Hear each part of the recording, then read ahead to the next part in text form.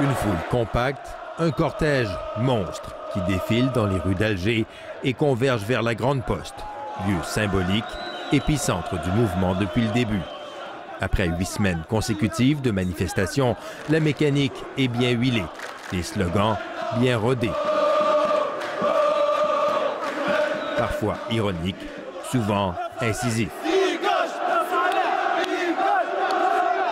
À peine nommé, le nouveau chef de l'État par intérim, Abdelkader Ben Salah, 77 ans, est devenu la cible préférée des manifestants, qui le prient de dégager. Ça fait plus de 30 ans. Depuis l'indépendance, on a toujours les mêmes têtes, les mêmes personnes qui gouvernent ce pays. Nous, ce qu'on veut, on veut un rajeunissement du système. Le Canada a un Premier ministre jeune. Pourquoi pas l'Algérie? Tous ici dénoncent la mainmise d'un clan sur le pouvoir et souhaitent un changement en profondeur.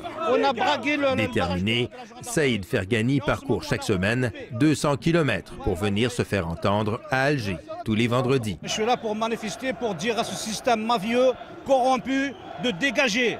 Le peuple algérien en a marre. Ça fait 57 ans qu'ils sont au pouvoir. On ne va pas lâcher. Ils vont partir. Ils doivent partir pour leur intérêt et pour notre intérêt. Hakim Bouider, lui, est venu du Canada, rien que pour manifester.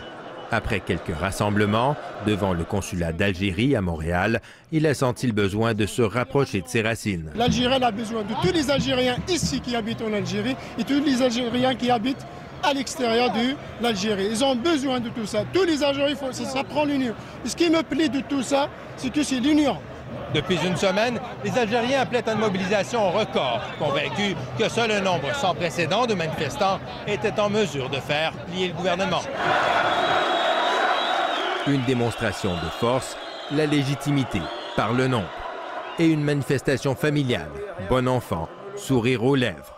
Mais en fin de journée, alors que se dispersent les manifestants, une autre démonstration de force. Venue cette fois-ci des autorités. Discrètes et en retrait jusque-là, les forces de l'ordre passent à l'offensive. Nuages de gaz lacrymogène et charges de l'escouade anti-émeute, bientôt rejointe par le GOSP, le groupe des opérations spéciales de la police nationale, une unité d'élite plutôt entraînée à combattre les terroristes. Bilan de l'intervention, une vingtaine de blessés et une centaine d'arrestations. Mais au milieu du chaos, imperturbable, un groupe de jeunes bénévoles donne l'exemple en ramassant les déchets, à l'image de la nouvelle Algérie dont ils rêvent aujourd'hui, qu'ils espèrent libre, démocratique, mais aussi propre. Ici Jean-François Bélanger, Radio-Canada, Alger.